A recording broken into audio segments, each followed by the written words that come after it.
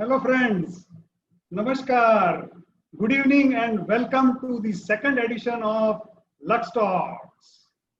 Today's session has all the ingredients of a blockbuster show. We have a very interesting story, a strong script, a star-studded cast. All my panelists are superstars in their own right. And above all, you, the most discerning audience in the world. You make all the difference. Believe me, it can't get better than this. The stage is now set. So, lights, camera, action, and some music.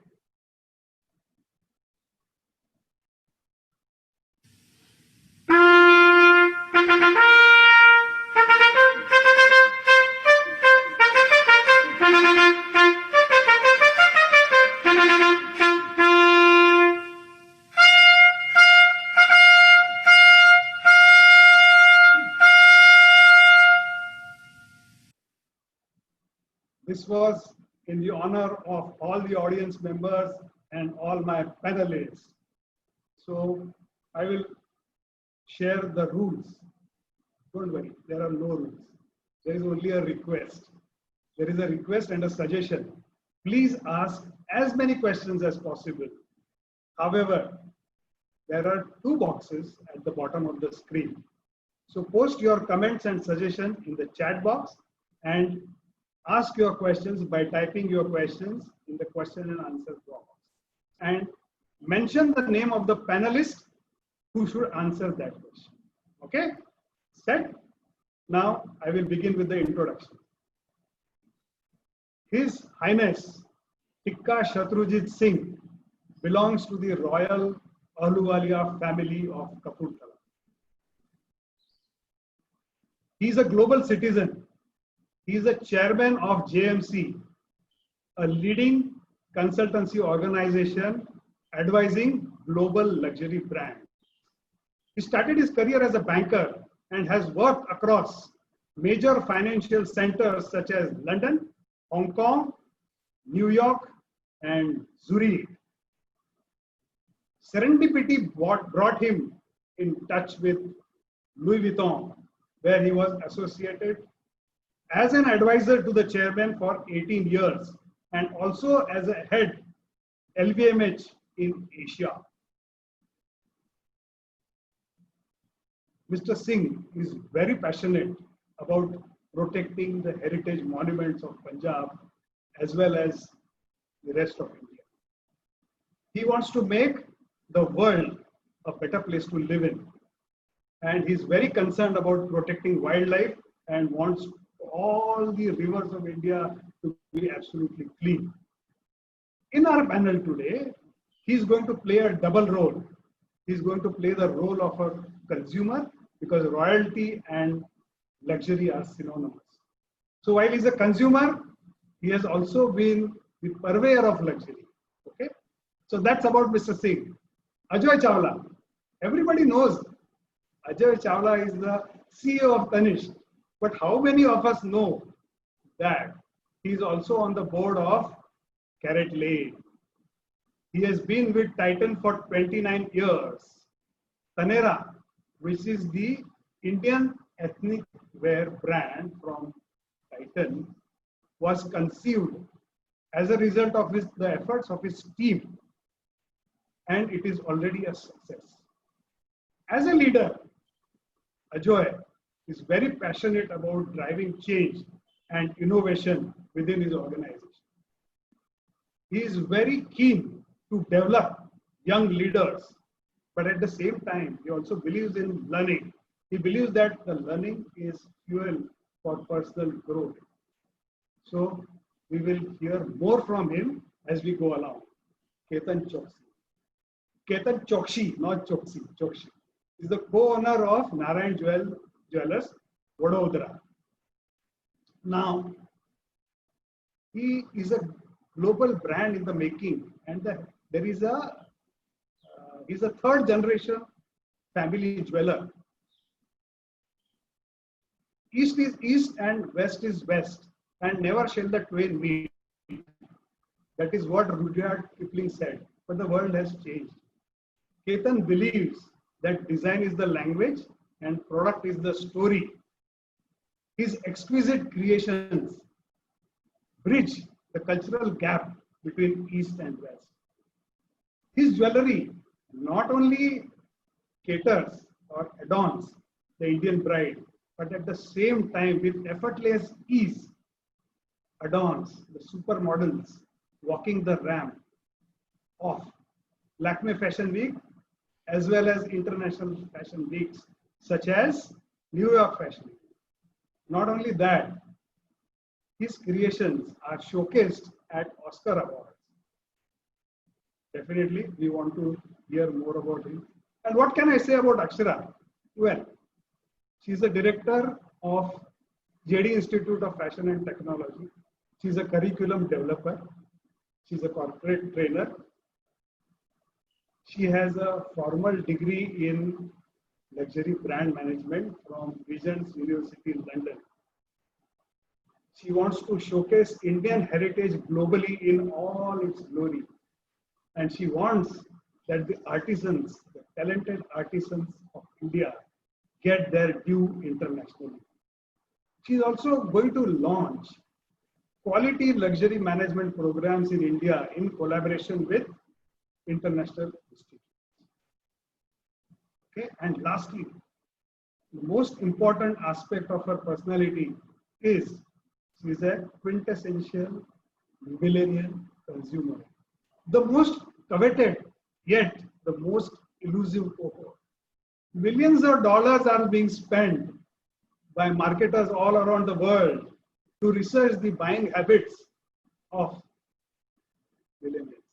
So I'm very keen on finding out what is there in her shopping bag because I saw her picture on Instagram profile. So I'm very keen on finding out what's in that bag. So this is all about the introduction part. Now I would request each one of my panelists, starting from Mr. Singh, what does luxury mean to them? Please start. Thank you for your introduction, very flattering introduction. Luxury means so many things to so many different people. You know, I think it's a very individual choice. For me, it stands for a product which has incredible heritage, steeped in heritage, wonderful craftsmanship, unique piece, something which you can pass on to your heirs and successors. So I'm talking about material things, of course, then there are spiritual aspects to luxury too, but I'm purely focusing on the material side. Thank you, Mr. Singh. Ajoy? Yeah, thanks for the lovely introduction, Anil Bhai. Namaste to everybody and warm welcome to all on this interesting Lux Talks. To me, luxury is about time. We are all time impoverished. I am certainly time impoverished. And the ability to break away and take the time to pursue whatever is passionate to me. It could be travel, it could be unique experiences, and more importantly, doing it, having the convenience of being able to do it at the last minute, not having to plan for it many months in advance, because time appears suddenly as an opportunity.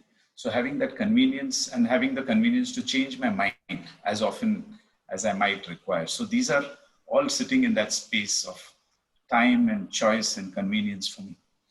And above all, it should be simple. We lead very complex lives. I wish we could have simplification in our lives. So that is luxury to me. Thank you, Ajoy. Ketan? Namaste, everyone. And thank you, Anil Bhai, for this star-studded introduction. So kind of you. To us, coming from this 80-year-old legacy brand, luxury means legacy. I mean, trust building through legacy, rarity of raw materials and exclusivity of designs, craftsmanship, which could be handmade or tailor-made or very well engineered. And we also look forward to sustainable luxury. And the fifth element, which we as a brand really work upon, is that building the right aspirational values and making your consumers feel of having a prized possession. Great. Akshara? Thank you, Anilji, for that lovely introduction, and good afternoon, everyone, to all the audience joining us. I think for me, luxury as a consumer and also someone who's worked within this industry, it has become more and more individualistic in nature, which means that it's not simply confined to being a product or a service, but it is something that gives you happiness. So for me, if luxury is going to a countryside right now, leaving my work aside, for someone, it could be to come back to the city. So I think luxury is so individual, it's no longer restricted to one thing or an object or a service. It could be anything and everything. Great. So after listening to all of you, let me summarize and also express my opinion in 2 minutes. Luxury as a notion, according to me, is deeply personal. Therefore, subjective. It varies from person. Luxury as a concept is nuanced and marvelously multi-layered. They say love is a many splendored thing. So is luxury. So while all of us know what love is all about, can we define love in precise terms? I don't. We know what is love. Love is something to be experienced. Okay? So luxury and love somewhat are related. So when I said that it's an expression or an emotion, I am reminded of these words. एक एहसास है ये, इसे रूह से महसूस करो, प्यार को प्यार ही रहने दो, कोई नाम ना दो. So luxury and love are somewhat similar. There is a dream-like quality, and there is an element of fantasy around luxury. So if luxury is about a dream, what then a brand is all about? I think a luxury brand is a promise to fulfill that dream. A brand creates a perception in consumer's mind, tells a story, and if that story connects or resonates in the target audience's mind, and if it matches with his concept or idea of luxury, there begins a relationship which is not just emotional. It can be a long relationship and very commercially viable. So lastly, how does the product fit into it? So as Ketan Bhai said, when you're talking about a luxury product, it has a strong artistic element, okay? Craftsmanship, artisanship, all these are associated with the product. Then there is exclusivity. See, if a luxury product is available in abundance, it loses its allure. So selective distribution is the name of the game. While your product needs to be available globally, selective distribution is the name of the game. So artistic element, rarity, exclusivity, and international presence, according to me, sum up what a product, what a brand, and what the notion of luxury is about. So having said that, I would now like to begin with Mr. Singh. Mr. Singh, you belong to the royal family. You are not just a high net worth individual, but you are also expert in global luxury industry. So I would request you to share your experience as a consumer, because royals, not only men, women, both of men and women used to wear the jewelry. And your great grandfather was known for high taste, and the turban ornament which he wore has achieved a cult status. So I want you to share with all of us what luxury means to you, and does jewelry has a special importance in the life of a royal, because jewelry adorns the woman, and at the same time men use or wear jewelry to express power and status. So that is as far as you as a consumer are concerned, but as a global expert, how do you think the global luxury industry is changing? Over to you, sir. Well, I can narrate briefly the story of the discovery of these magical brands. I think they were first discovered by my great-grandfather. simply because he's received a unique education. This education enabled him to travel. I think travel is what exposed him to Western brands. Of course, we had our own wonderful jewelers, wonderful couturiers, but they were never known by their names. You never knew who made the beautiful necklaces of various Maharajas, or who made the Kohinoor setting, who made various swords. Unknown artists. Our artists, unfortunately, were forgotten heroes. I remember growing up, we still had a master tailor called Amar Singh, who made all the sherwanis for my great-grandfather. But he was known as Master Tailor Amar Singh Ji, but he died and his craft died. But his sherwanis were just magical. Nobody can make them. So education was very important, and travel, early part of the 20th century, became very important. They were trying to travel and discover Europe. My great-grandfather was perhaps the most widely traveled prince of those days. Traveled more than me. I've traveled quite a lot, but he was curious to learn. And his travels first took him to Europe in 1893. And he was not an ordinary traveler because he wanted to observe things, you know, from theater to music to gardens to architecture to prison camps, seeing how many times they were fed, how many times they were bathed, where the accommodation was. So he went into detail of everything and he recorded it. And because he was traveling, his preparation was thorough. He realized that the upper crust aristocracy those days and diplomacy those days spoke French. So he learned French before going. So he says 3 things were very important to learn before you go to Europe. One was French. The other was, you know, dancing, because they danced after every meal, you know, after lunch, after tea, after dinner, you know. And the third was to play polo or tennis or shoot, you know, because Europe was full of activity. People were of a different lifestyle and got up early and rode and played polo. So he had all the ingredients to mix socially. And because he was from the Orient, he portrayed such an exotic personality. So he was welcomed everywhere. I mean, there was not a single ruler he didn't know personally. So his travels opened up a world of incredible diversity. He was amazed. He had never seen an elevator. Can you imagine? He had never seen a hospital. He was 18 when he went out. There were no hospitals in Kapurthala. There were no schools in Kapurthala. There was no drainage system. So he saw what he needed to do as a ruler and bring back the best practices. Of course, he had exquisite taste. He had an eye like Shah Jahan. We call him our Shah Jahan. Incredible taste for refinement. I mean, his clothes, his jewelry, his shoes, everything may not have been the most expensive, but was the most refined. Everything was designed by him. I mean, Louis Vuitton designed his trunks. So he knew what he wanted.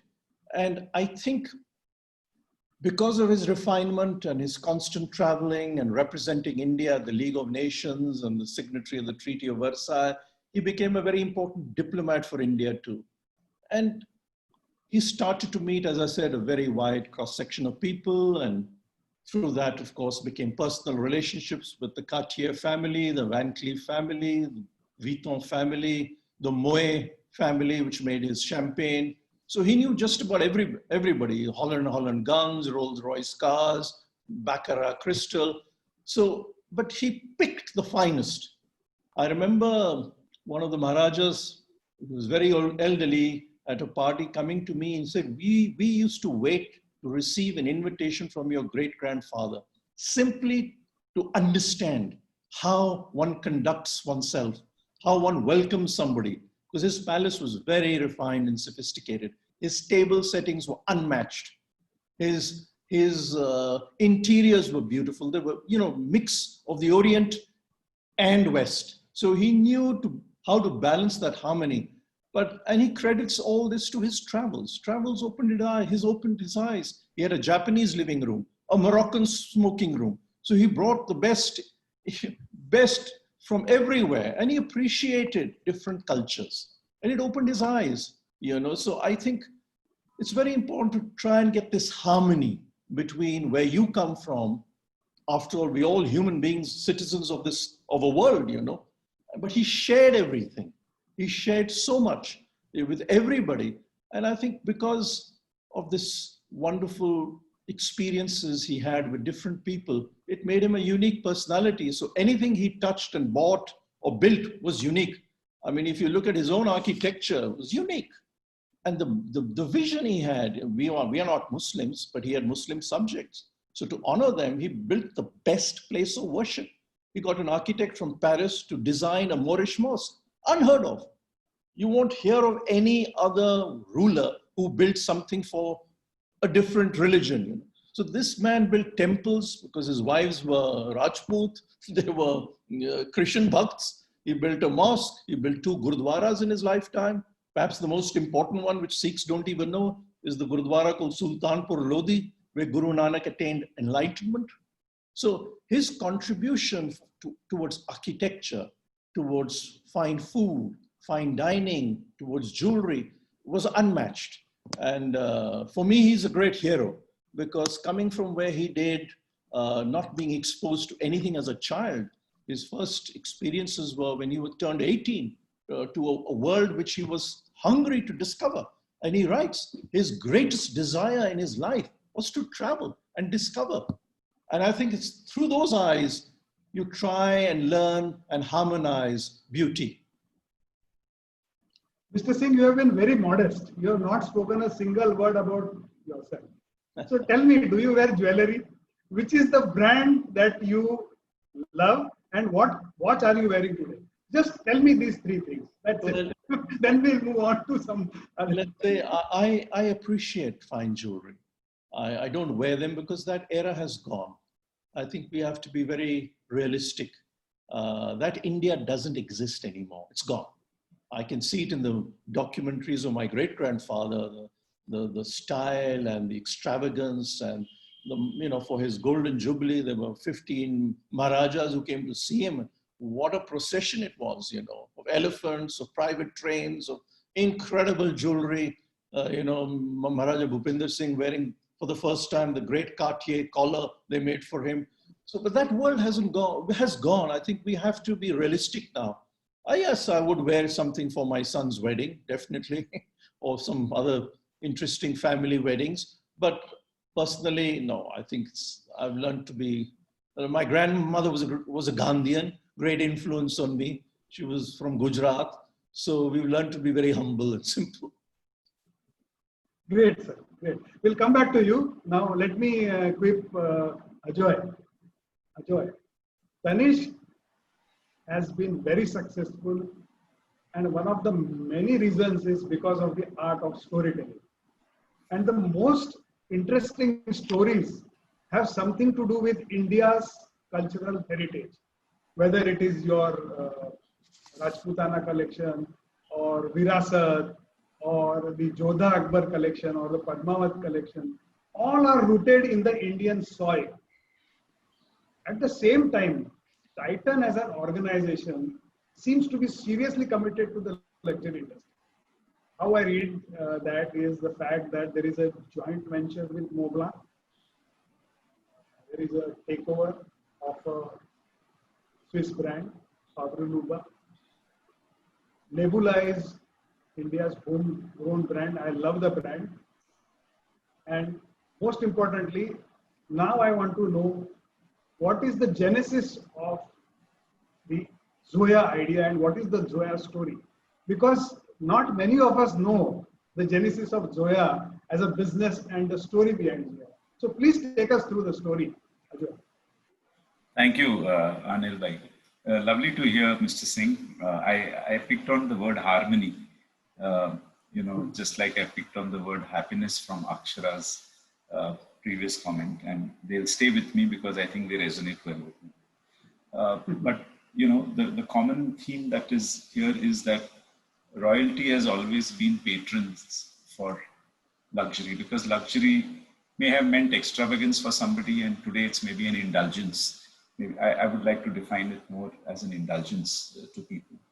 It has in our opinion, moved from status display to actually a personal expression of personal identity. And herein lies the root of Zoya and our thought behind Zoya.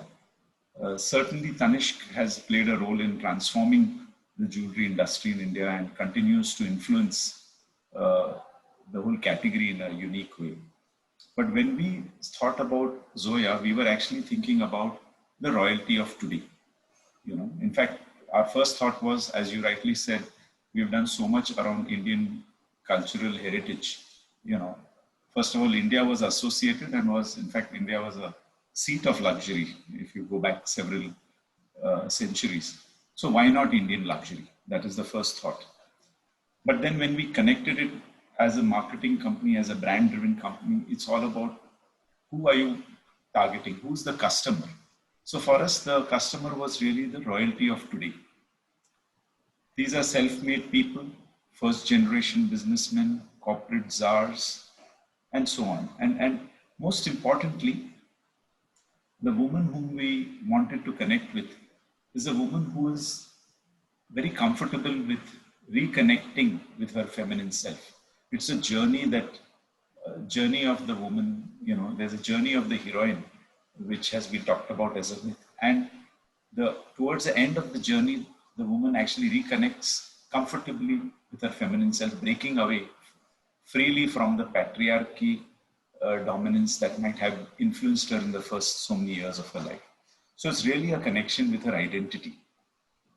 And at a very simple level, resonating with what Mr. Singh said, she's well-traveled, she's aesthetically astute, and extremely discerning in her taste.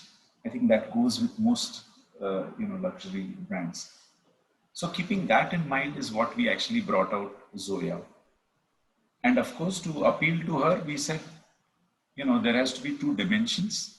There has to be a certain amount of cultural capital that this brand dips into and brings alive, because that's what creates authentic stories. Before you tell a story, you have to first create an authentic story. And the Indian cultural capital is so rich, so diverse, that we felt here's an opportunity. However, we also wanted, while the soul is Indian, we wanted Zoya to be the best in the world, because luxury is about that indulgence and the fineness, which is very, very unique. So we said Zoya is leveraging the cultural capital of India and perhaps cultural capitals of other great cultures as well, but told in a very international design language, which is belonging to today, which appeals to the royalty of today. So that, in short, is a story of Zoya as to why it came about and what's the idea behind Zoya. Great. You wanted to show the video now, or since you mentioned the Banaras collection? Yeah, it's linked. Okay, so this is linked to the fact that each and every collection from Zoya, first of all, is unique, is one-off. It has not been something which has been created before. And sometimes it takes more than a year to come out with that collection, a year and a half at times. These are all deep design stories, and we have done collections around Rajputana, Awadh, Banaras. Banaras has been a classic. In fact, it continues to be a much sought after product even today. And we have also done stories around the architecture of Italy, the culture of Paris, and more recently even something around food gourmet collection. So inspired by gourmet. So our design stories are, as I said, dipping into the cultural capital. And perhaps to give an illustration of that, I'll request Jayan Bhai to play the Banaras video.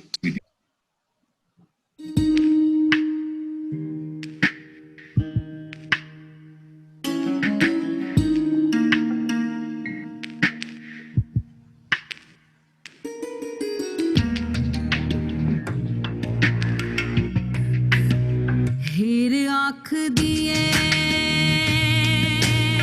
रंग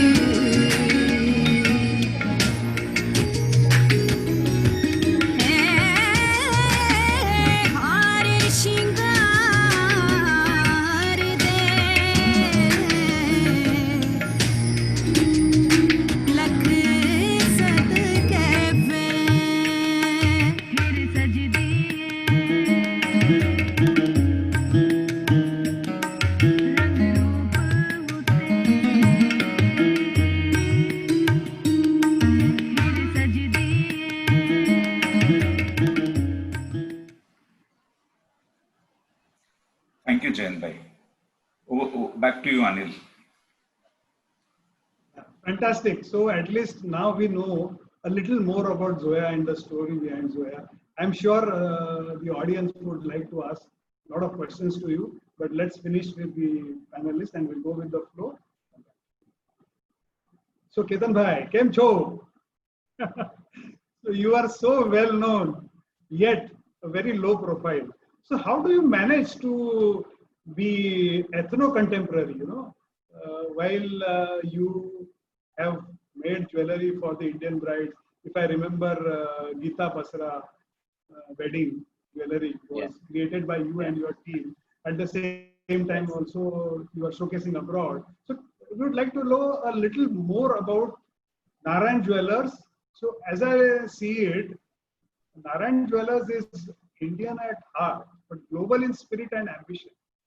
Correct me if I'm wrong, if I've described your positioning correctly. And run us through your plans and your philosophy. Please. Surely, anyway, I think you described or you interpreted the brand in the right spirit. I think luxury is also being humble to me. So we keep doing interesting things, and what I have inherited, from my grandfather, who was the founder of this company, is that immense hard work on the product development. And I remember very well when I was a trainee, I used to always use these words, while talking to my father in the office and the store, that the success of this business is Mal Hari Ka Lal. If you have the right product at the right time and right place, I think that brings you a lot of success. The point which I will touch upon today is the design aesthetics of our brand as Narayan. I think we are very strong, and we are learning to be strong in the thematic section of the designs. And yes, design is being inspired or cultivated from 5 different elements, which are the natural, the nature around you, the urban nature around you, sometimes abstract, of course, the royalty and the heritage, and also culture. Culture is very important, like the way Ajoy sir just made a presentation. I think culture is a very important element of designs. I will just share my screen and run through few important milestones of our brand in last decade. There are about 4 to 5 interesting milestones which the brand has achieved. And I believe that is all through the immense research on product, craftsmanship, and even the inventive spirit of the brand. I would just share my screen.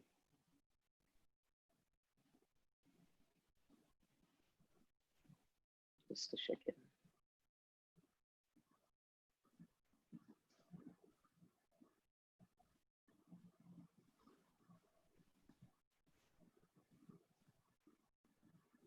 Is my screen visible? Yes, it is visible.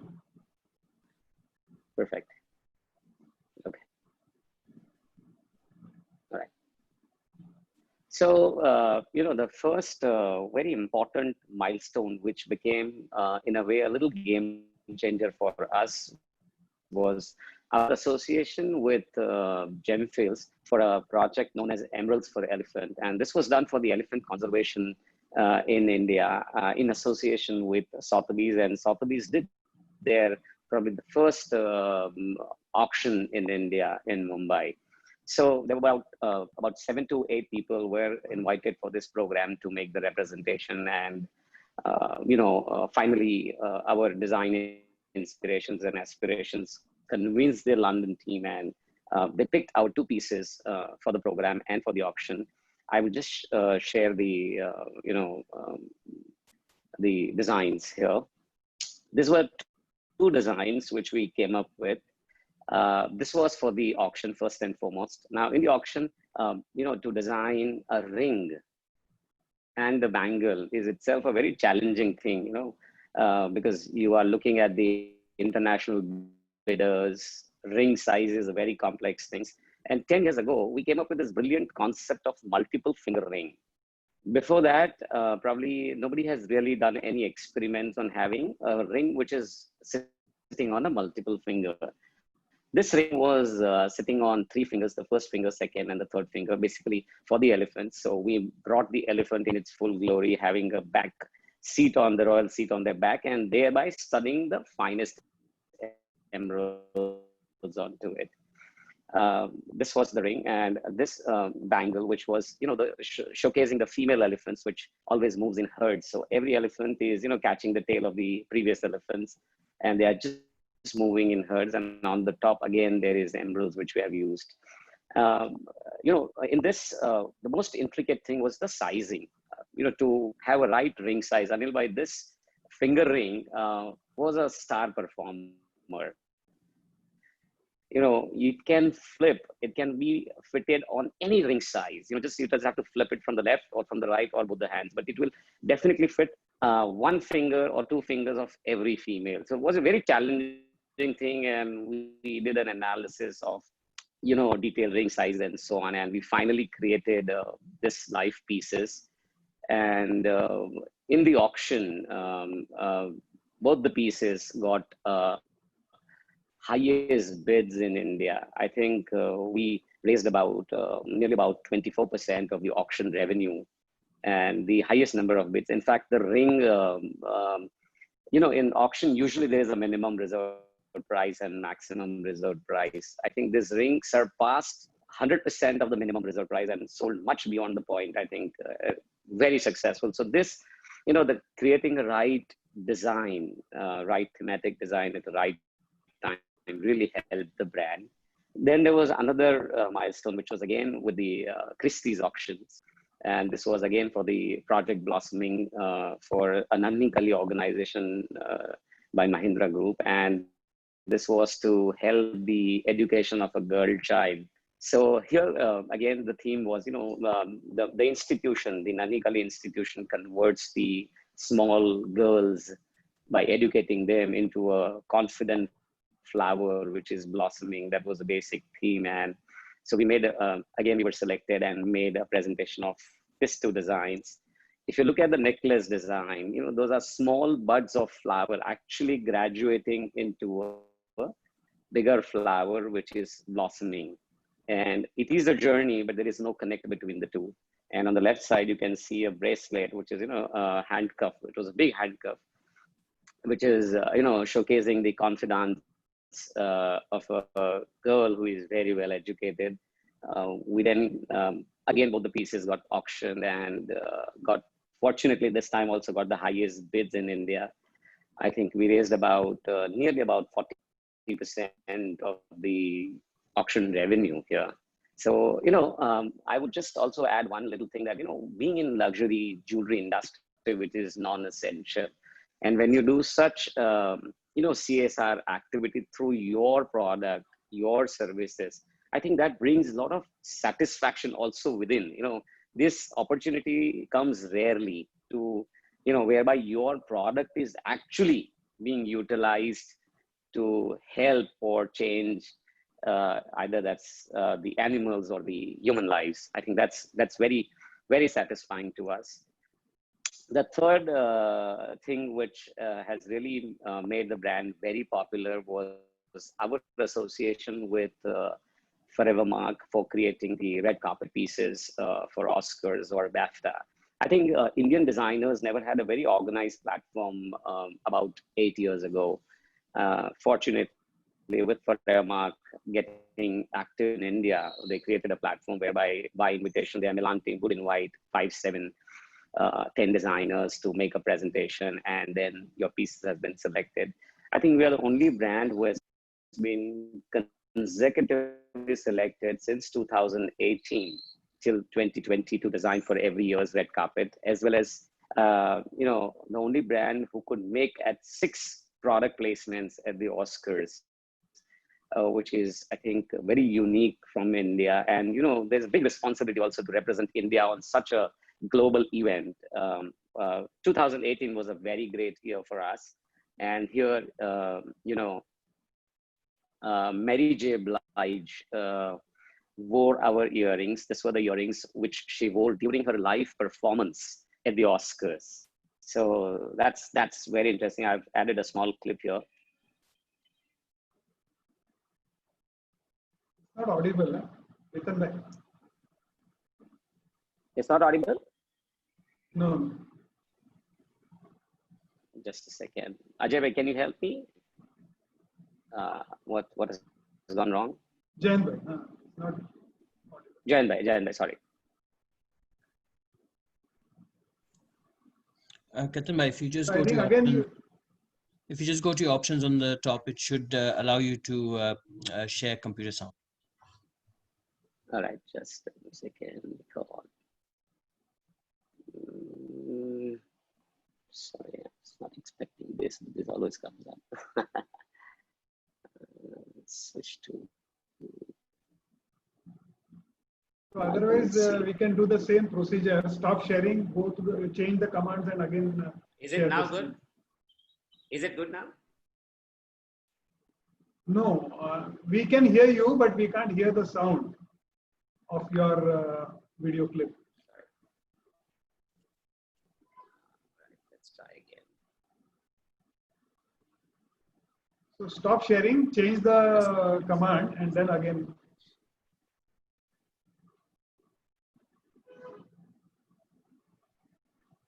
I'll share it again, I guess. Yes, Just a please. moment. So while you are sharing, there are two commands on the left hand side.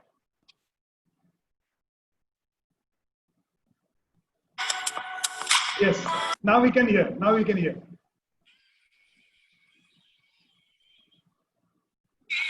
Is it good now?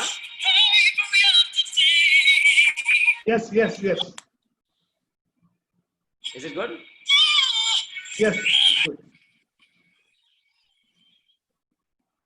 So, in 2019, Tonya Louise Lee and Mary J. Blige and Olivia Wilde, they all adorned our pieces. So Oscars has been very helpful to the brand. And again, for last 5 seasons, I think we're the only brand who has been participating at the New York Fashion Week with ace designer Bibhu Mohapatra.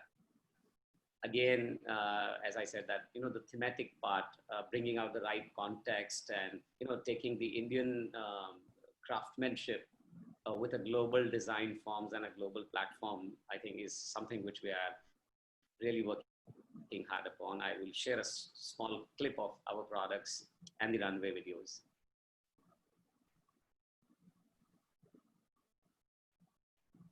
This is our February association, February 2020. This was the mood board which was given to us. There's a few references of the mood board. And what is also important, Anil Bhai, is that, creating trends, here, if you see, this is an ear climber. When you are on a global fashion platform, I think there's a lot of responsibility to do a trend setting products. So this was an ear climbers, which we came up this year. This is an asymmetrical earring. So actually you're wearing 2 different pieces on 2 different ears. And this was the ear jackets, which we have been doing. A short clip of the runway.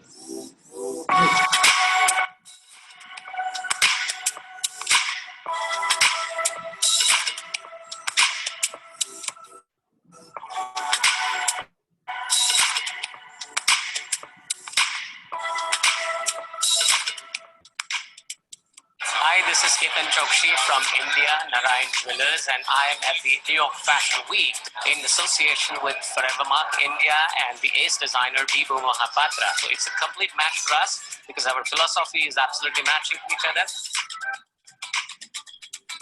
The entire collection is uniquely designed and very well executed with the finest technology and hand fabrication as well.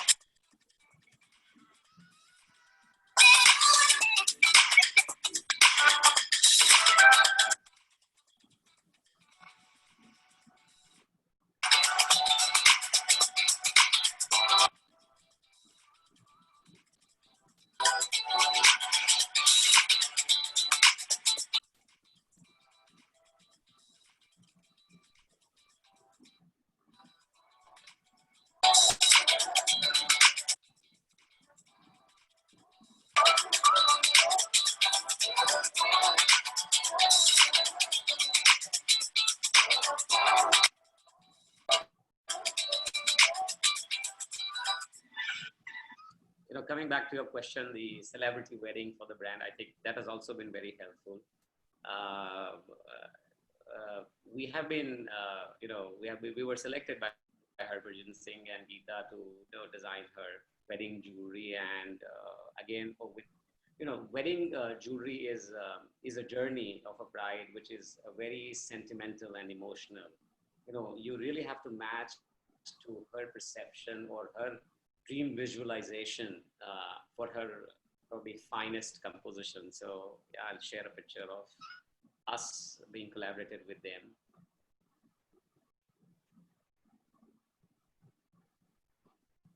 Yeah.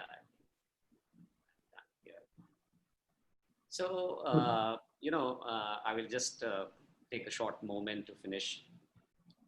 You had asked me, that what's the vision? I think we truly believe that Indian designers, jewelry designers, are still not very well visible on the global platforms. And yes, we are trying to bring a real bridge, and we wanted to take the Indian design and execution talent to the global world. And that is where most of our designs are focusing on the global forms and employ the finest technology for execution. Thank you. Great, wonderful. We got a glimpse of what Narayan Jewellers is all about. Of course, we'll chat further, but in the meantime, let me talk to Akshara as well. So, madam, how are you? Good, thank you. So, I'm quite curious on knowing what is in those bags. You are standing outside Harrods and the neon sign is flashing in the background. You have a beautiful smile on your face, and there are 3 shopping bags. So what's in those bags? I'm very curious to know. Start with that. Okay, so there was a Valentino bag in that. But however, I think our journey with luxury as a family as well has been quite interesting because, my grandfather, my father, my uncles, it's almost like a tradition where it's like a family bonding experience. So like to share something with you is every time my business trip coincides with my uncle's business trip in London, we'll go to the flagship store of Louis Vuitton and convince each other to buy something. So, even the salesperson doesn't have to show us the newest thing. We're actually doing it for each other, and it's a bonding experience because his idea of luxury is entirely different. My idea of luxury is if the brand is cool enough, it resonates with me. If the brand is sustainable, I think that's something that every individual is looking at, or every millennial is looking at. I think that's very important when I buy something. So most of the products that I buy is generally sustainable. Also, in one of the bags that you'll see is a McQueen dress. I love the fact that McQueen has been adopting a circular economy and they're working with different apps to help their products circulate among the consumers, making sure there is a zero waste policy involved in it. So I think what you see in those bags is a Valentino bag and it's a McQueen dress and a lot of macaroons from La Douri. Oh, great. So can we do a rapid fire with you? Yes. Okay, are you ready? Okay. So, which was the first luxury product that you bought for yourself? It was a Bulgari bag back in New York. So the interesting part about that bag was not really the bag, but the way I was treated. It was a very hot afternoon in New York. And the person who escorted me inside the store insisted me on having water. And I was a little hesitant, but the entire feel of making me feel comfortable in that space, actually taking care of me being parched, then selling me a bag was the best experience. And I think I've been a loyal Bulgari customer since then. Okay. So is Bulgari your favorite brand? I don't think I have a favorite brand. I think whatever I feel, for me, the design value always surpasses the brand. So if there is a cool design, if there is something unique about it, maybe in terms of fabrication or in terms of the way it's made, I'd reach out to that. So I don't have a particular brand. Okay, great. And besides the fact that you have so much of money that you can practically buy anything that you like. So, okay, apart from that, when you are buying a luxury product or a luxury brand, does the opinion of your friends or family matter to you? To be very honest, I've been a very focused buyer. I am not an impulsive buyer, but a very focused one, which means that the minute I enter the store, I will not spend more than 6 to 7 minutes in the store. I will walk inside, glance through everything. If I like something, I'll buy it. So for me, it is, I can connect with a product or a service very quickly. So not really. So I don't take opinions that often. And how important is price, the MRP to you? I think price is very important. Money also has value. So we cannot downgrade the value of money just to establish value of a product. So for me, it's very important. I feel just to buy a brand for its logo is not right anymore. We should see if there's more to that brand. Like even Mr. Joy told about Zoya or the pieces that has been done by Mr. Ketan. I think there's so much more value about them. Of course, there's an intrinsic value, but the story that goes behind is what identifies with any customer and basically identifies with me. Okay. So when you said consumer experience, what does experience mean to you? You know, we're buying such an expensive product or we're availing a service which is expensive. It is important for consumers to also feel valuable. So experiential luxury is a term that's gaining a lot of importance everywhere around the globe. So also when we buy a product, we want to engage in that experience and the brands are providing that. So experience is very, very important. That is how a brand can create a loyal customer out of a newly found customer. So which is your favorite buying destination? I mean, as in physical store? Absolutely London, hands down. I think people know me already over there every time. Come again, I couldn't hear you. For me, I think London is the hands down best shopping destination. I have been to various parts of the world. I've been to various flagship stores as well. But the treatment that you get in London, I think is unparalleled. Great. And what about online buying? Have you done online buying? Or how often do you do online buying? Quite a lot, actually. So for me, when I was back in London as well, or even right now, Farfetch and Net-a-Porter are the main brand, like main online places that I buy from. The good thing about them is that they have a very varied collection, a lot of brands to choose from, and also the type of products that they keep is very interesting. So they aren't those boring ones. They're quite quirky. They're quite edgy. So yeah, online, I definitely like online shopping. So far, I think whatever you have said is bad news for the jewelers because first of all, you buy outside the country. You have not even uttered the word J for jewelry. So never mind. So let me ask you the next question. But I'd like to add something about jewelry. What does jewelry mean to you? You tell me. Okay. What does jewelry mean to you?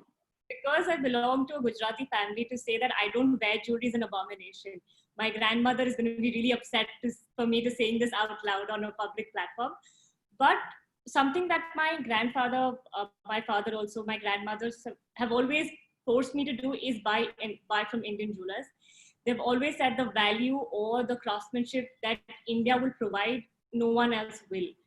And also because there's so much heritage involved when you own that piece, it becomes an heirloom. So for me, jewelry is not something that I continuously buy, but I have family forcing me to buy. So do you love diamonds? I think everyone does, but I have been looking into sustainable diamonds lately. I've seen a lot of documentaries talking about how diamonds could be harmful in terms of their carbon footprint or in terms of the societal narrative. So yes, I've been looking into sustainable diamonds, of course. That's something that I would wish to buy further. So are you familiar with the term lab-grown diamond and what's your take on it? Do you consider it as luxury? I think it is very important to also understand that if we are investing in something that's harming the environment, then it might not be luxury in the truest form because we're taking luxury of living in a viable environment away from the future generation. So that's not right. So I think it's a great concept, and also it is luxury because I'm being mindful about my choices. I am making sure that me spending does not involve any negative impact on the environment. So it is luxury for sure. Oh, great. So what are you wearing today? Oh, Jewelry. Okay, in jewelry, I am wearing a solitaire earring that my mother forced me to wear in the morning. And I am actually, I'm wearing a set that she bought for me for my 22nd birthday. But yeah, it's from an Indian jeweler. I don't Okay, know. great, great. So does jewelry need to be precious, or it's a fashion accessory or an investment? As I grow up, I see jewelry more and more as an investment. Again, because I come from a Gujarati background, jewelry is always considered an investment. But if you ask me my personal choice, I will reach out to something that has design value, that has more story to it. It would not be only because of the brand that's sort of producing that product, but something for me to relate to. Great. So we'll come back to you. Thank you very much. I enjoyed our conversation. Mr. Singh, royalty is a strong theme. If you're talking about royalty, it's the most aspirational terms. Raja, Maharaja, Emperor, the collection which we saw that Narayan Jewelers showcased in New York was called Empress Collection. So it's a very aspirational terms. Everybody wants to be a Raja. Having said that, brands such as Louis Vuitton and Cartier have built very interesting stories on the Maharajas, and they are telling these stories even today. Even the Taj Group of hotels, I consider hospitality sector as one of the major luxury brands, our presence in the luxury brands. So while there is such a strong connect with royalty, and where foreign brands have used royalty factor, how can homegrown Indian brands use this theme and make a foray in international market? Can you please guide us?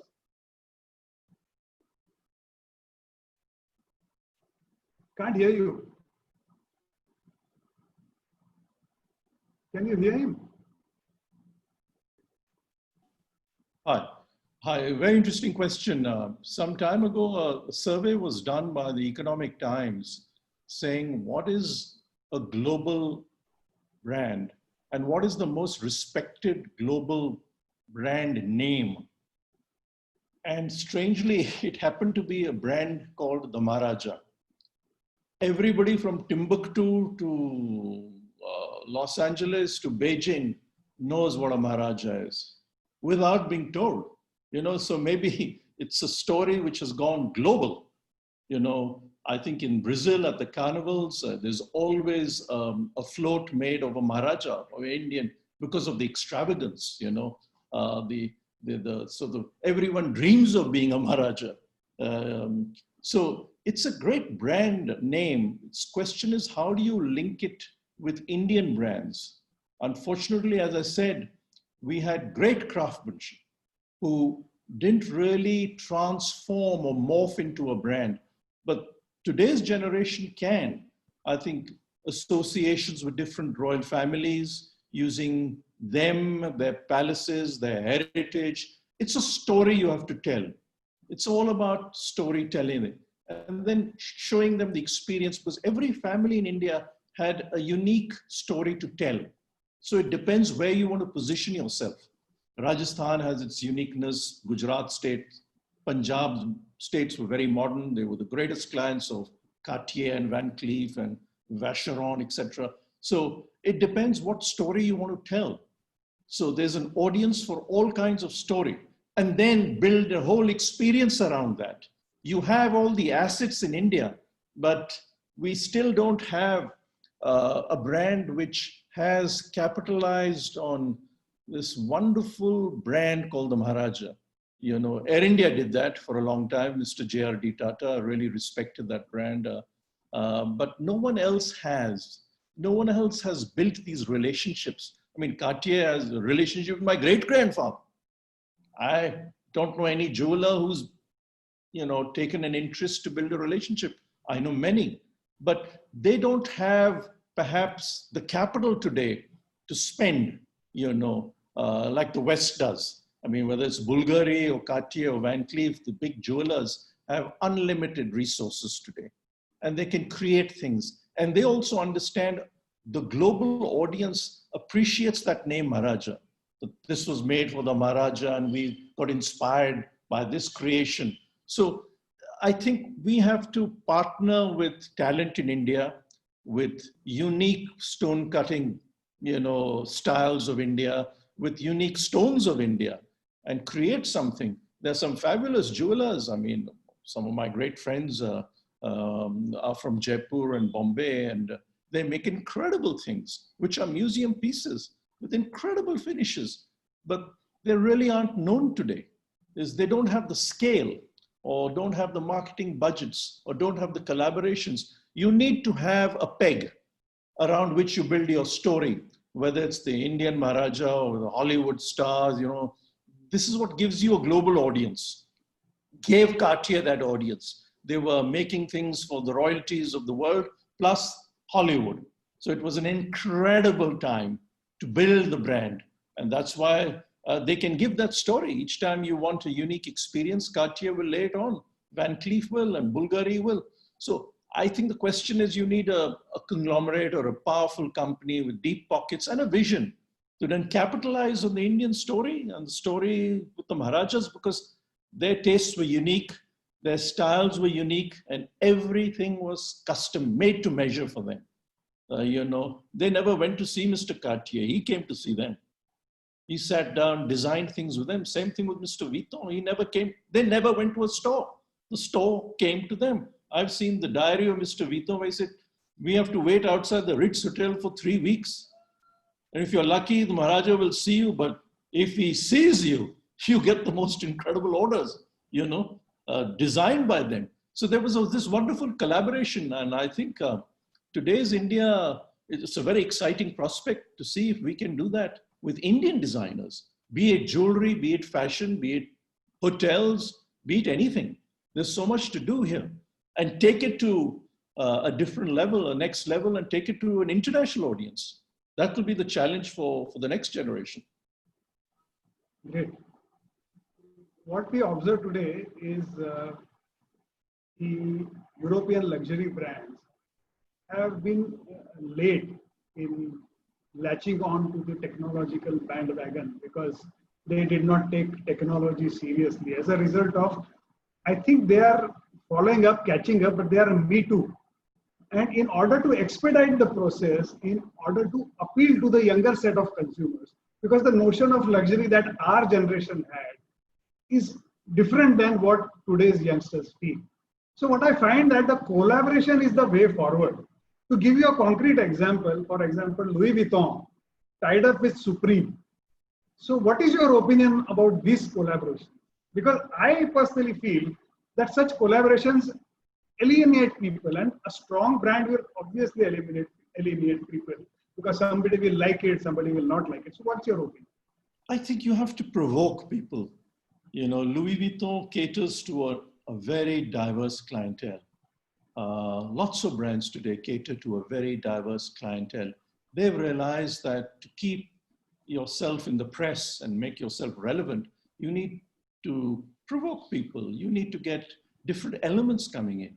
I think the first time Vuitton did this collaboration with different designers were something in the mid-90s, where they collaborated with 10 different fashion designers and shoemakers, etc., and made special pieces for their anniversary.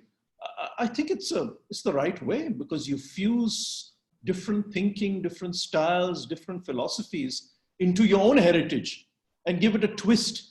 It's all about, you have to be creative, constantly creative, because the millennials, the Gen X, you will need to provoke them more. I mean, the future is Gen X, they don't want boring stuff which my grandfather wore perhaps or bought.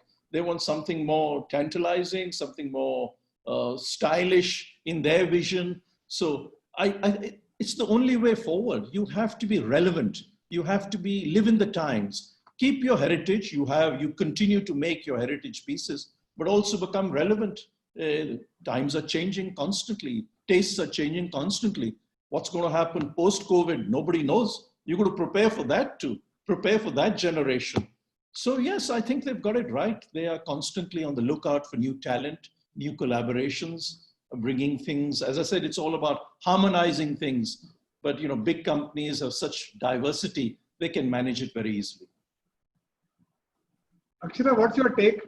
is Supreme luxury? Louis Vuitton is definitely luxury, but a streetwear brand, do you or your circle of friends consider Supreme and Louis Vuitton as luxury?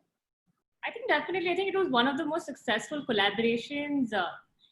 It was so cool that I think everyone wanted to buy that piece that was created with Louis Vuitton and Supreme. The reason being that Supreme already had such a huge fan following because of rappers being the popularization of rappers street style, and Supreme was dominating that market. Louis Vuitton was again something that our parents or grandfathers or ancestors would wear. So when this collaboration happened, Louis Vuitton definitely found a new segment of consumer that they wouldn't have found if it wasn't for Supreme. And also, Louis Vuitton then became more and more popular in the New York street style arena. So I think it was one of the most coolest collaborations, and everyone was trying to buy a piece of that. And another thing that they kept was the exclusivity of this collaboration, where they said only limited pieces were about to be sold. They never let any of the Supreme stores sell any of the products. So they wanted to maintain that only Louis Vuitton had access to selling this product. So maybe the whole customer experience could be kept in control. But yeah, I think as a consumer, as a millennial, or as part of Generation X, I would look forward to such more collaborations. Even the one that Louis Vuitton did with Virgil Abloh, I think the collection is fabulous. It is so cool to get. So brands now, these heritage brands, they need to get such fresh talent in or such fresh take in for the designing to become more and more relevant to us. Great.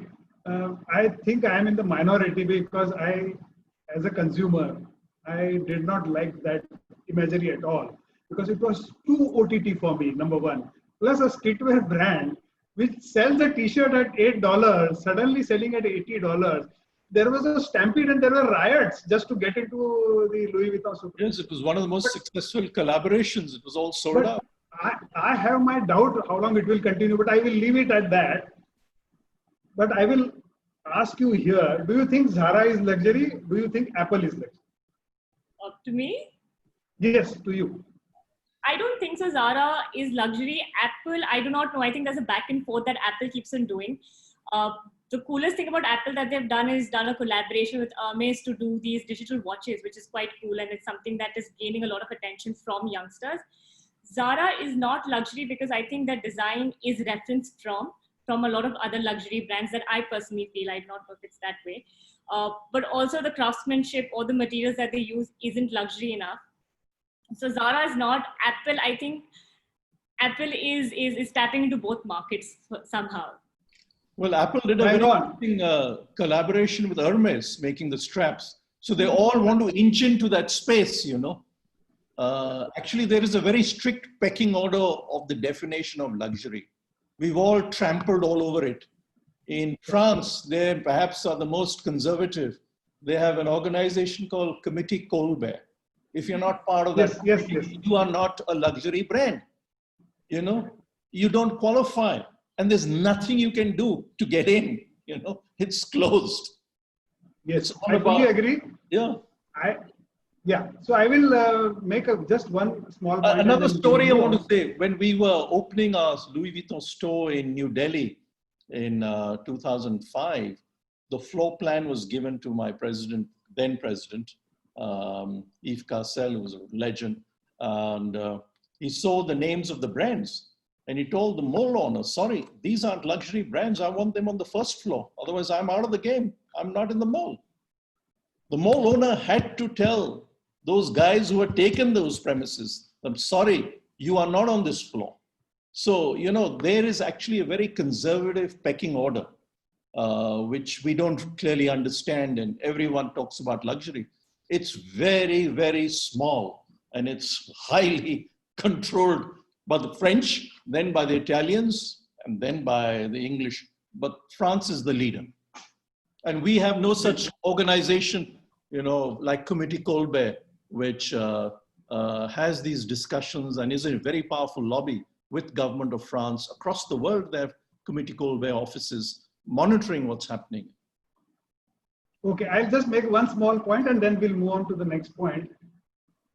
both of you are bang on. Hermes and Apple is the coolest collaboration one can have, because a snobbish French brand ties up with Apple. It's a great move.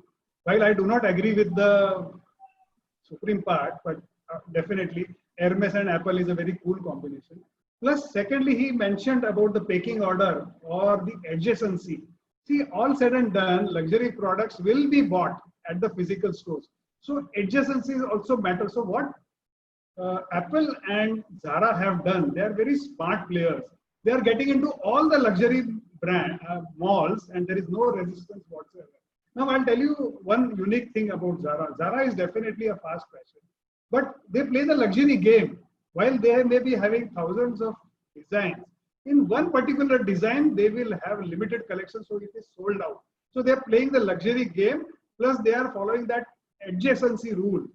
They will always, Apple and Zara will always be in a luxury mall, and they are welcomed with open arms, not just by the mall developer, but by the consumer as well. So we'll leave it at that. Now we'll move to the collaboration between designers and jewelry designer and fashion designer, because Ajoy told me that he wanted to share his experience of collaborating with Manish Arora and Rahul Mishra. So we'll touch upon that and then we'll move to the next part. Yeah, actually, Anil, I was following this conversation with a lot of interest. So I think there is before I go to collaboration, I think we must distinguish between luxury and masstige. You know, if I may add another brand to the picture, let's say a Rolex. But the lines are blurring. Sorry to interrupt you, but the lines are blurring. No, so I'm saying there is never a line. Okay, the customer doesn't draw lines. It's marketeers and intellectual debates that draw lines. Essentially, bang on. Agreed. It's a continuum. Okay, so but if I were to take where does the median of it lie, or the model, I think Rolex, or even if I may, say an Omega, or for that matter, Apple.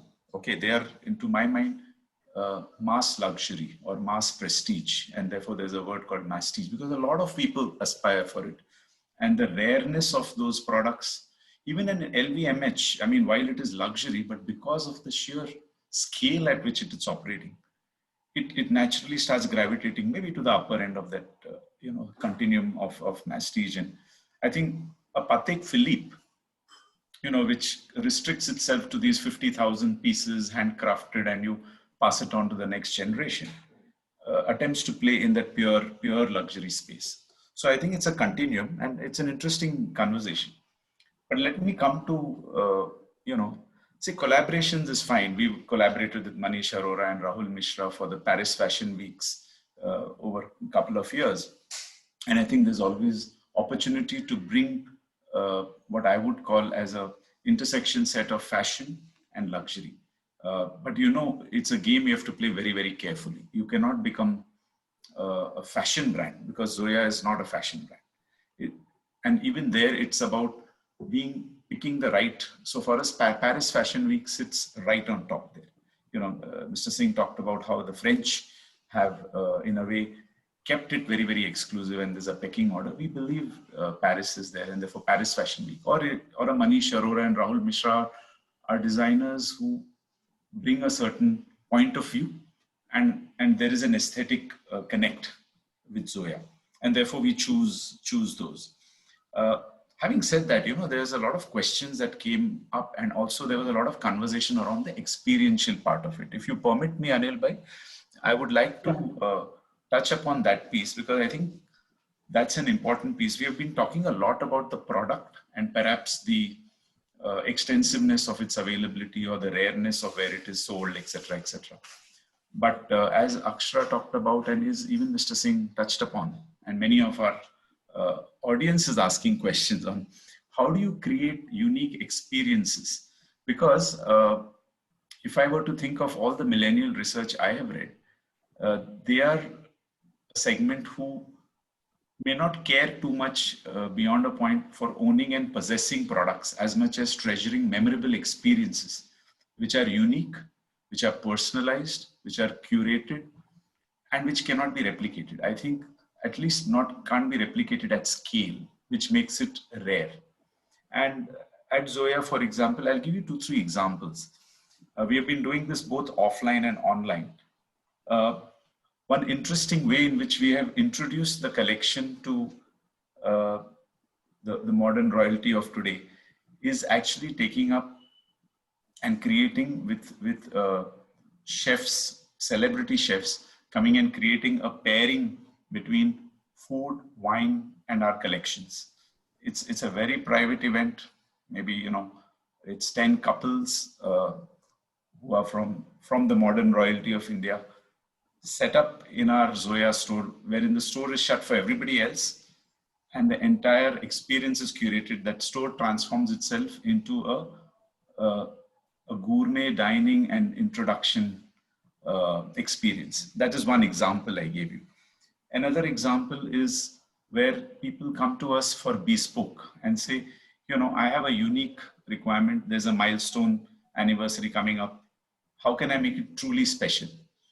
And Zoya then curates the whole experience, right from the bespoke piece of jewelry to all the way, leaving that experience, which is very, very memorable. And I'll shortly show you a video on that. Online as well. Recently, we had an experience of a CXO from a company who was very, very time impoverished, who said, guys, it's a very important milestone. I want to give something for my wife's birthday. I don't know what she will like. And I want it to be a surprise. So we actually went out of the way and did a complete research on her digital history and tried to put a pen picture of what is it that she values, what is it that she has liked, and in fact came up with what we think would be the right recommendation for, and it worked like beauty. It was outstanding. Similarly, even in today's digital environment, people want that experience at home. So one of our CEOs of a company actually wanted to celebrate their anniversary at home, but in a luxury manner.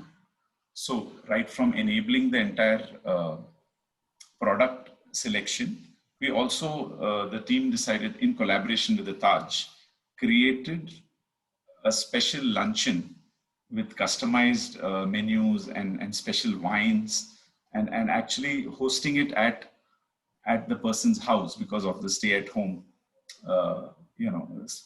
situations.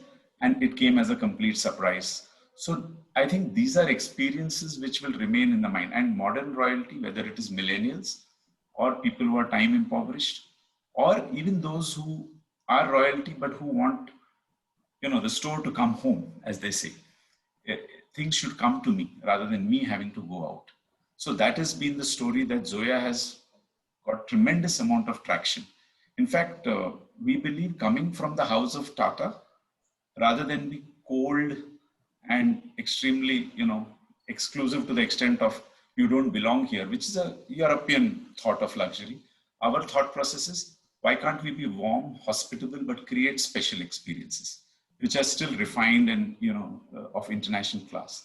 I would like to request here, Jayan Bhai, if you could play that small video, which perhaps explains better than what I have been saying.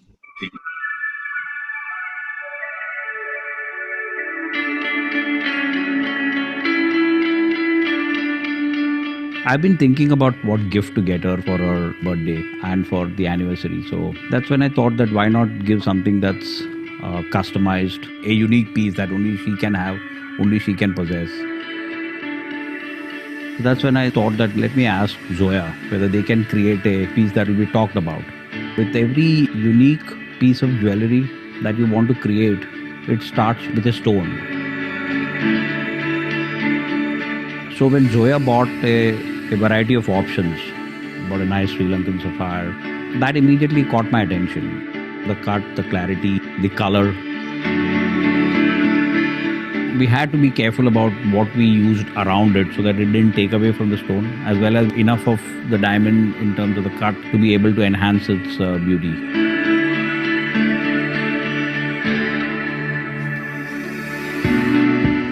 Finally, here we are at Umaid Bhawan. The anniversary is very special for me and I decided to come to Umaid Bhawan. The entire planning and the unveiling of this event has been done by the Zoya team, and it really helped me bring this thing together. trying to keep it a secret and finally unveil it tonight.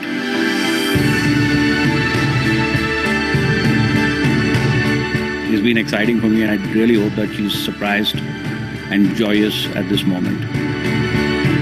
I was amazed at the way that Zoya could produce multiple designs, understanding that what I was looking for, something I'm extremely proud of.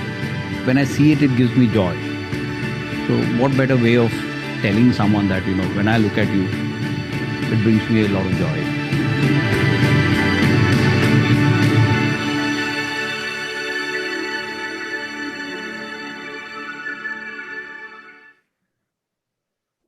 So in fact, one of the things I wanted to share is that when people reach out to us either on social media or on the phone or on a website, the person who responds within a very short, few seconds kind of service standard is not a call center person or a salesperson. It's a jewelry specialist who can actually take the entire conversation forward as an advisor. So literally from a bespoke thing to acting as an advisor and building that unique experience, because that person doesn't want to be passed around, So it has to be very, very curated. So there is a way in which luxury can leverage the digital medium, which is still placing the customer or the person at the pedestal. I think the brand should adorn the customer in a special way. I think that is our definition of modern luxury for modern royalty. Very well said. Very well said. So I'll just take 2 minutes because I feel that the collaboration is a great theme. I think there was a question and a comment from audience members, I think Shweta Pathak. She says, why are we talking about fashion designers when there are so many talented jewelry designers? Because we operate in silos. We need to act together. Today, the jewelry designers have lost out in marketing themselves, because when a woman is buying a wedding trousseau, she first decides on the lehenga or the dress, and then she decides to buy a jewelry. So I think that is one of the points where we are lacking. And the second point is, most of the collaborations between fashion designers and jewelry designers are taking place only on the ramp for PR purposes. There is a great collaboration possibility to sell at a retail level. Now, many people have tried it. Even Abhishek Raniwala and Manish Malhotra are doing it from Jaipur at a very high-end level. Umang Hathi Singh, our friend from Ahmedabad, he is working with a lot of jewelers to revive the tradition of jewelry wearing. Mr. Singh, you said there is very limited potential for men to wear jewelry. I beg to differ for the simple reason that today Rohit Bal or Arjun Khanna, they make such fancy clothes. Or even the popular segment, Manyavar, look at the kind of clothes they are making, wonderful. So definitely jewelry will go along with that. Now, Tanishq has launched Avir collection. So the point I'm saying that it started well. Sabyasachi tied up with Kishan Das, and then he ditched Kishan Das. I'm sorry to use this word in a public platform, but the fact is he's selling jewelry as well as clothes from all over the world. Now, going back in history, the father of haute couture, Charles Frederick Worth, had a collaboration with Cartier. Cartier just asked for a small window from Worth, House of Worth stores, and they started collaborating.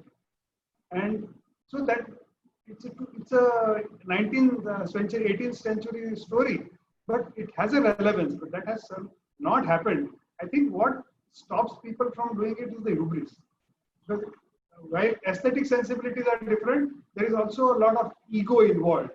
So I see definitely a possibility at education level. For example, Akshara's Institute, they can create courses, not independent courses for jewelry design and fashion design, only integrated courses where there could be special modules where how to create a look, the entire look in total, the clothes as well as jewelry. I think that's a great possibility. Let's if anybody wants to comment on this. I think it's very important that, you know, the Indian audience understands luxury, because when I was studying or when I came back, I understood that the reason that India has still not fully tapped into the potential of being a good consumer or producing luxuries, because they're still taking the Western and the European strategies on a very complex market like India. India functions very differently, and we need to identify what are the differences and then cater to the market. So the course that you were talking about is something that we would want to fulfill in terms of a curriculum, but also bring in more collaborative work with our craftsmen. India as a country prides itself on its heritage and craftsmen, and still they're labeled as semi-skilled laborers or skilled laborers with really bad standard of living. So the minute young designers come in and feel responsible about taking these craftsmen ahead with their designs, I think we can generate good, fruitful, collaborative work, and also something that uplifts these craftsmen. I think so many European brands are already hiring these craftsmen, but they're mentioned, they're never mentioned, or they're never recognized. So now I think India should, I feel, be focused more on uplifting this craftsmen, also promoting this craft abroad. And that's what the institution also plans to do in the future. One of the students, she actually brought a Rogan art artist for one of her graduate finales.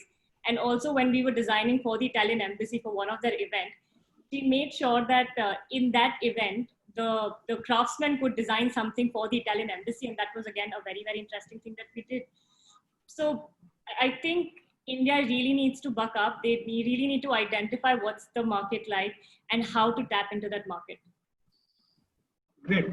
You So know, I think there is Anil, yeah. I wanted to actually share a thought on what Akshara said. And she's touched a very important point.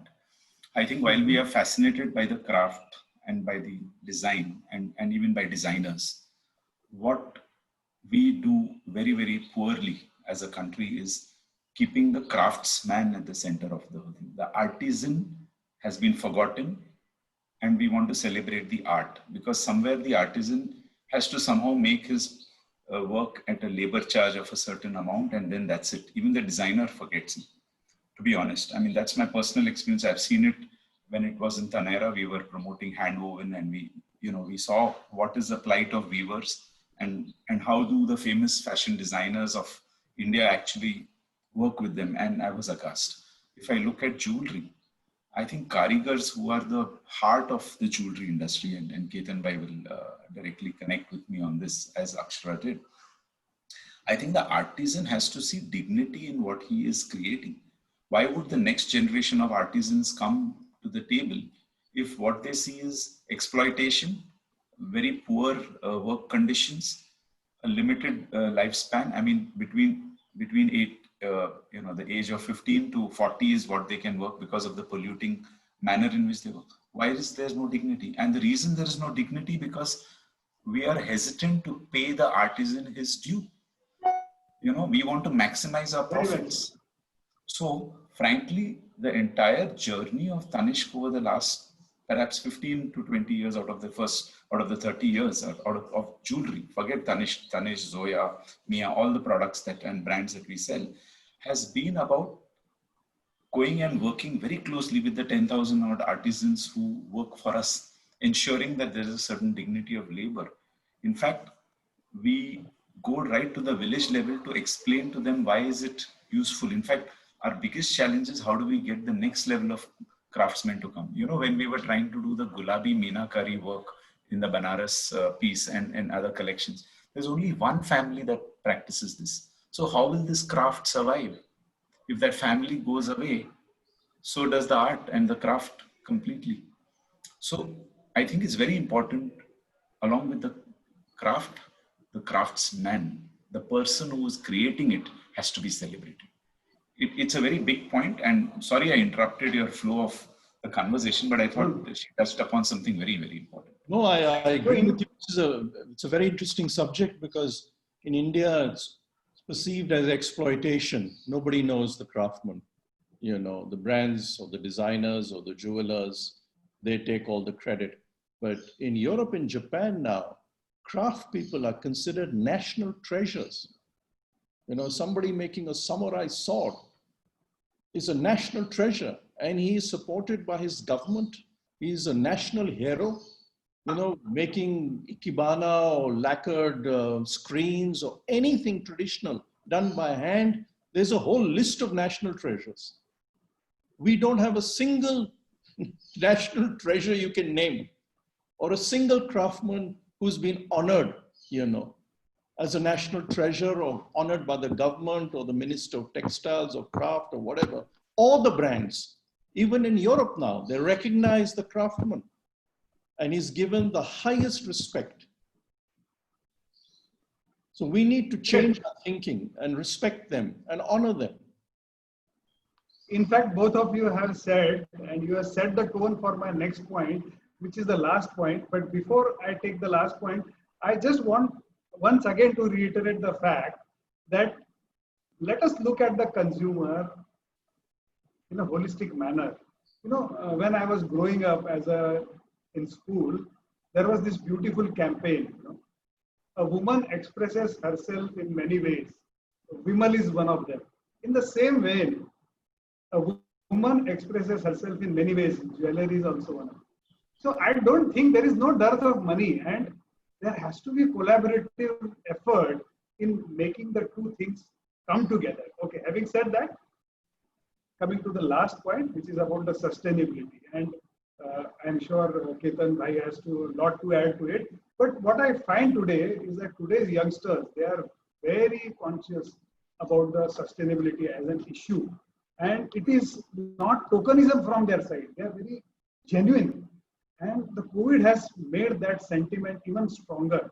But what do we see when we come to the corporates? It's tokenism. They are just using that sustainability word for PR purposes. You know, they don't really mean it. I don't want to give an example because I don't want to be controversial here. But let's hear Ketan Bhai, because he is very strongly committed to the sustainability.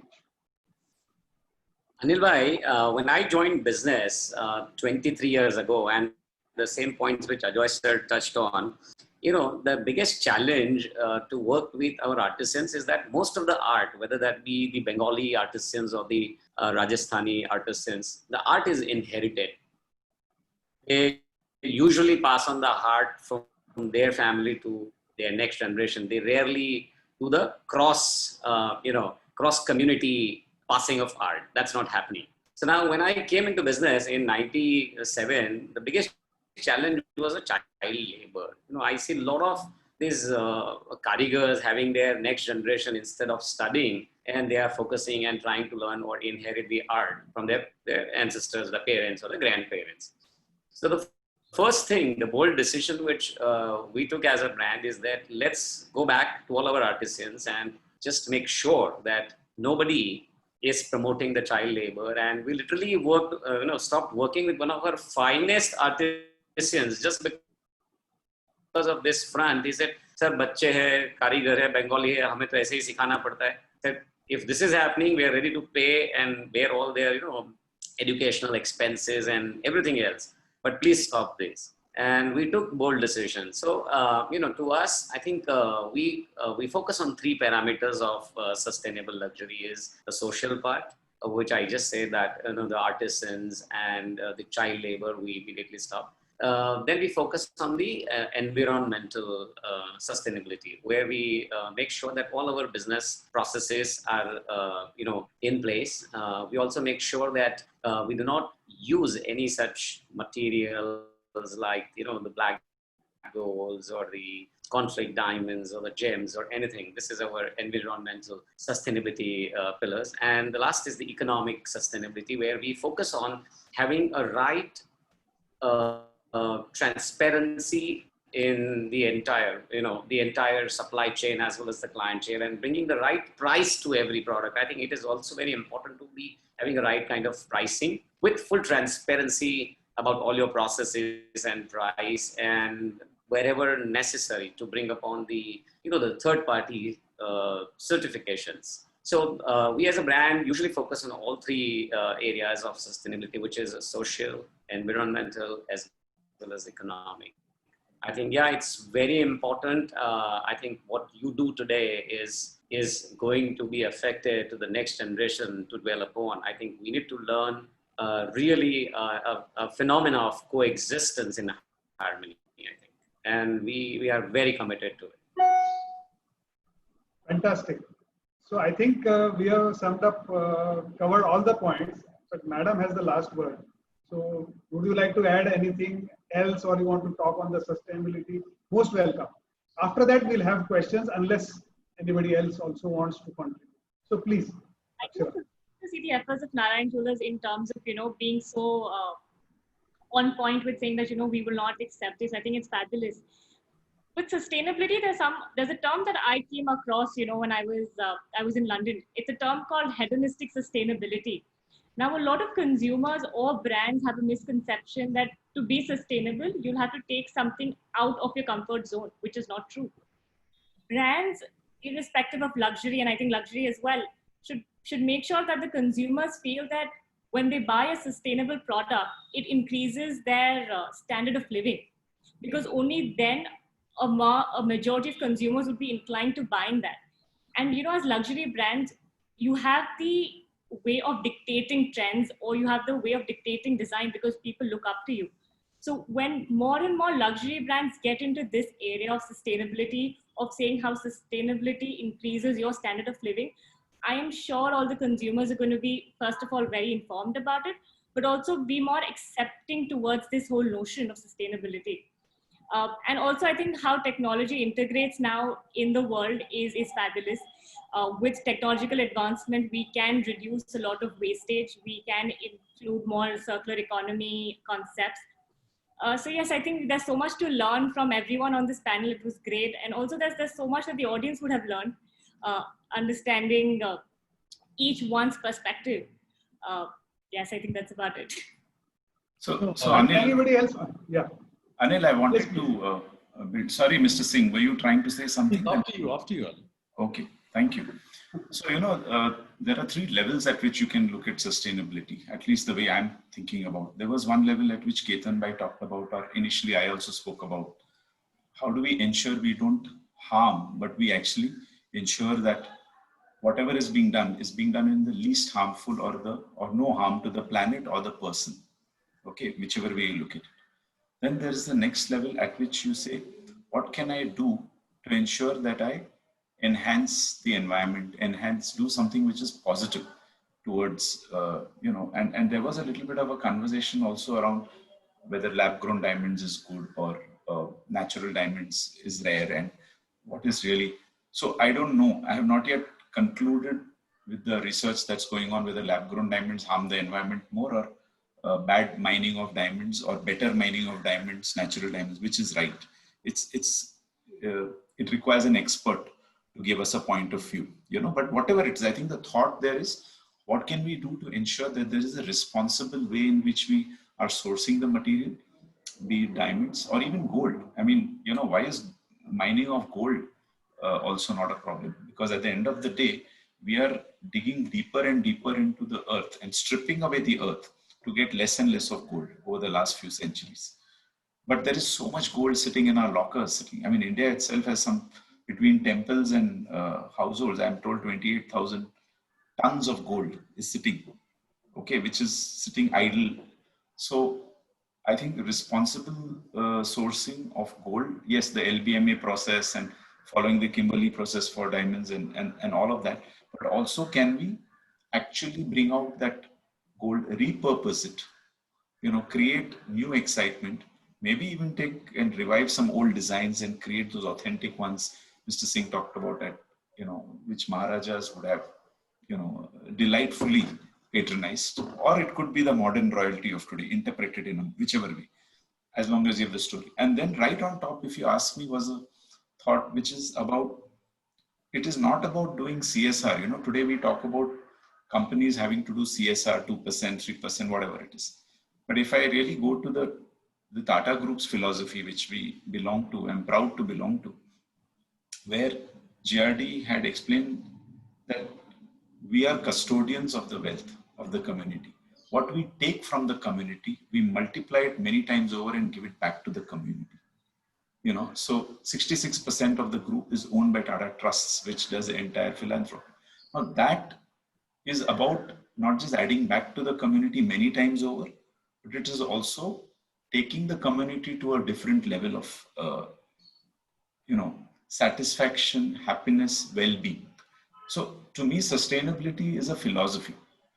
Okay, and a lot of what we land up doing many a times is, you know, we are not really doing justice to that thought.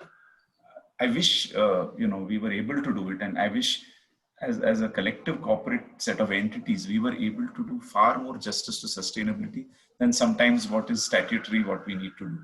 And then, you know, a lot of drama is around that piece. Sorry, sir, Mr. Singh, over to you. No, I have spoken a lot. There's some very interesting case studies. A year ago, my son and I were invited by Mr. Brunello Cucinelli to visit him in Soloim. Now, he's doing everything which is sustainable and ethical. It's very interesting about ethical management and how to even treat your employees. And the man has this old village which he's restored. His company provides an outstanding meal at lunchtime to all the employees. And at 5 o'clock, the electricity goes off. You cannot sit in office after 5 p.m. He wants you to spend time, quality time with your family too. He doesn't want to squeeze his employees, you know, like most companies do, with no care for their family values, their relationships. It's a very important learning for me. You know, I was surprised to see this man talking about these subjects and where he sources his fabrics from, where the wool comes from, are the sheep eating organically, you know, where it's grown, I mean, the fields. I mean, he's talking about the whole ecosystem. Of course, his products are very expensive. There's a price to pay for all that. But he's focusing on a lot of real human issues. And he's made his company very successful, single-handedly.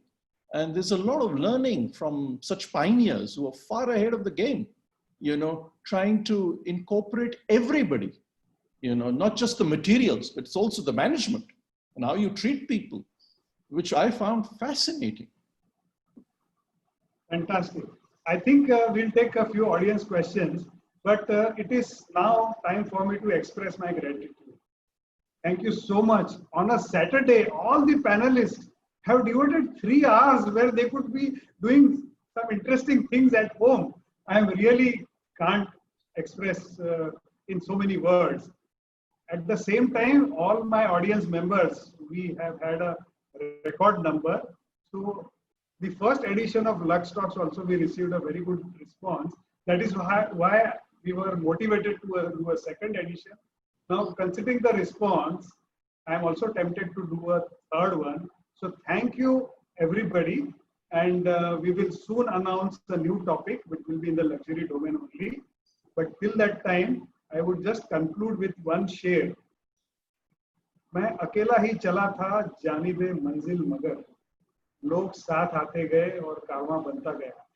कारवां अभी बना नहीं है, अभी तो शुरुआत है. लगे रहिए, ऐसा आपकी हौसला अफजाई रही. So I think we can do a lot of things together. Personally, it has been a learning experience for me because interacting with all the panelists and also some of the audience members, the kind of questions they are asking, the kind of comments they are posting, it's really an humbling experience. And last but not the least, Akshara, be a role model because people are looking up to you, your generation. Not only be a role model, but create role models because you are heading an institute that has 40 branches. I think that's what I have to communicate on this platform. Now let's take a few questions. I think there are 10 questions and 57 comments. So I think many of the questions Ajoy Bhai has already addressed, but let's have a look and let's see. All of us, let's go through the questions. Akshara, there is a question for you. Do you feel that giving preference to design value will take away from brand loyalty?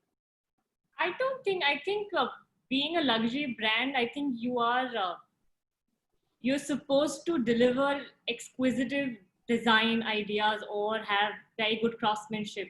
So I don't think that that takes away from brand loyalty. It just makes luxury brands up their games in terms of design as well. No longer a logo will be sold, but what's behind the logo will be sold. So I don't think brand loyalty would have any impact on that. Great. Ketan, there is a question for you also. It is said that experimentation is luxury. How far do you agree, and on what parameters you label your jewelry as luxury?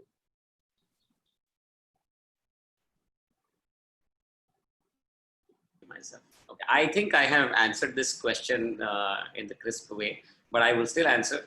See, luxury is also an experimentation. I think, and I answered that if you see the important milestones, I think in every milestone, somewhere we have done a humongous amount of experimentation, and fortunately, we have come out successfully. That doesn't mean that you don't encounter failures. Of course, experimentation will bring failures, but to enhance and innovate, you need to be experimental. And I think I truly believe in it. And we have been constantly doing this in our design aesthetics. Great. Now there is one more question which is jointly addressed to Mr. Singh and Ms. Dalal. Right. Do you see consumers of India surpassing Asian buyers anytime in the future? How does this impact sales in the luxury sector of India? With most common behavior of Indian consumers buying the luxury products outside in the light of better pricing abroad. The question is from Deepali Singh. So actually there are 3-4 questions, but please you can answer them to the best of your abilities. Well, I don't think we will ever surpass our neighbors in terms of consumption and sales. It's going to take a long time. We just don't have the infrastructure right now in place like our neighbors do. You know, we are far ahead from, far behind from China. We don't even make 10% of what China does. So there's no point comparing us. We are unique. It's a unique culture, unique set of rules, regulations, unique clientele. We have lots of issues in terms of retailing, location, zoning. That's going to take a long time to clean up. So we are still in stage 1 of development. So we are the last frontier, let's put it this way. So it's going to take time and a lot of investment. I think I completely agree with sir in terms of China. If we compare ourselves, I think we're nowhere. It's also one of the reasons that I personally feel that India will not surpass it anytime near in the future is because of the awareness and the lack of awareness. Most of the Indian consumers only know these 5-6 brands that are promoted and marketed heavily. But luxury does not only restrict to these brands, there's so many more. So right now, buying a luxury product is more about a status symbol. The minute luxury becomes a lifestyle in India with better infrastructure as well, I think the sales will grow. So yes, I think awareness and getting more and more awareness about these brands and letting luxury be a lifestyle choice instead of a status symbol will ensure more and more consumers. Ajay, you are very good at picking questions. I think there are a couple of questions addressed to you. Would you like to take a go at any one of them, please? Actually, Anil bhai, I've already answered all the questions which are addressed to me on the Q&A itself. And that's why I said we are very good at. I have completely answered all of them. So I don't see anything fresh I can add. So I would rather respect people's time and, you know, call it a day because we've spent a lot of hours and a lot of people collectively. Luxury is about using your time efficiently. I take the hints. I take your hints, sir. Thank you very much. And till we meet again, Alvida, au revoir, goodbye.